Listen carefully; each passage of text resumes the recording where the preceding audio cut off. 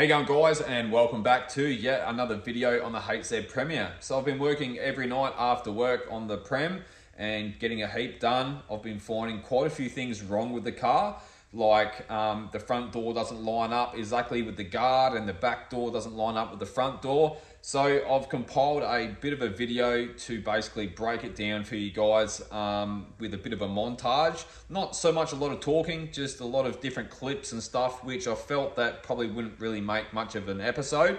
So I thought I'd just do this and I'll explain it a lot more in the next video. Enjoy.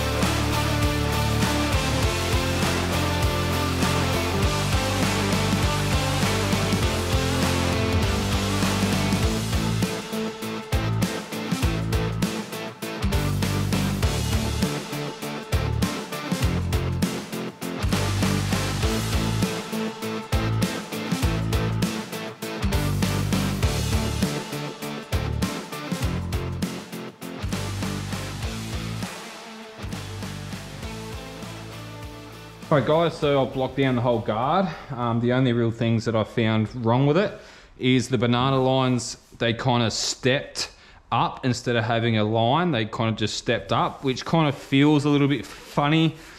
And if you remember in one of my previous videos on the car was slightly more straighter in the shed.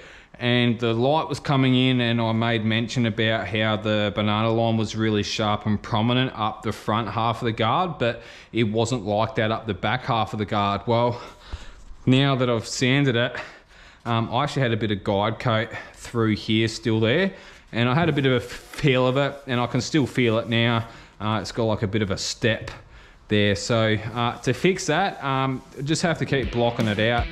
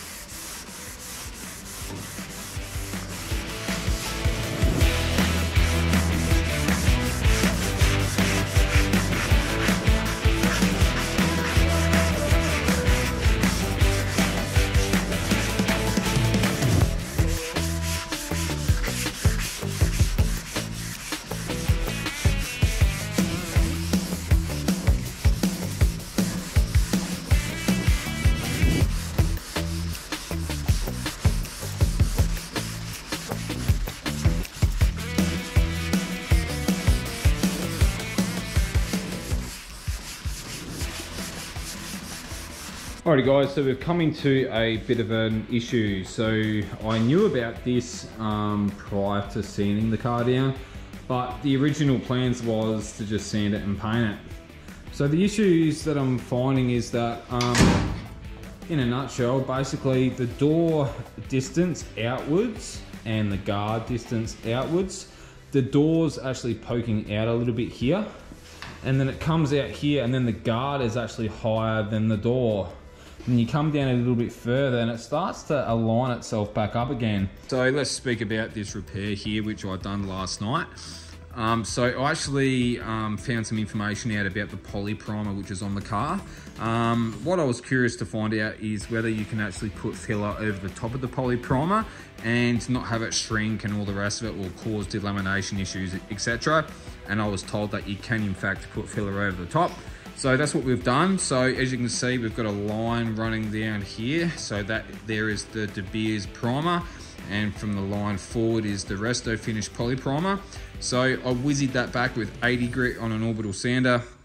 Yeah, so I had like a bit of a clean slate to put my filler on.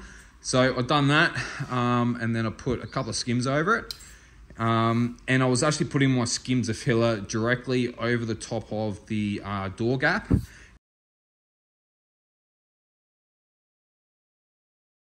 And the reason why I've done that is I was just trying to get it as even as I can through the panels. So when we put a straight edge on it, so we've got a pissy little gap there. I'm pretty happy with that.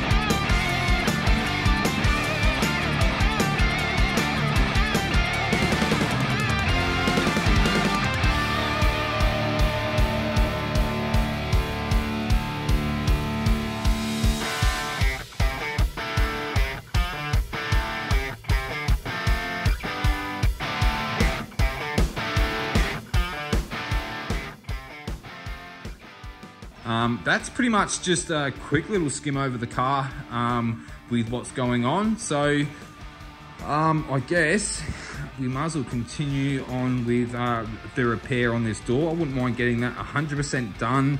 So first thing tomorrow morning, I can yeah, jump straight on that other quarter panel first thing and get it epoxied and put this in epoxy as well.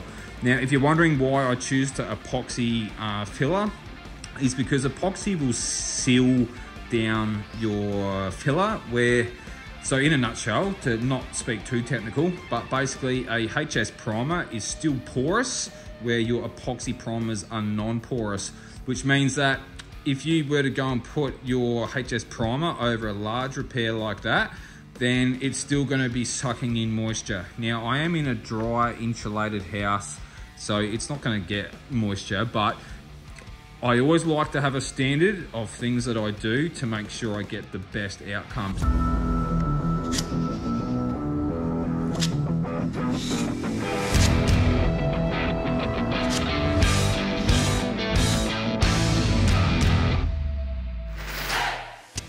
And this is probably a self-explanatory kind of thing, but what I like to do is between skims of filler, I like to blow the panel down, get all the dust out of all the scratches.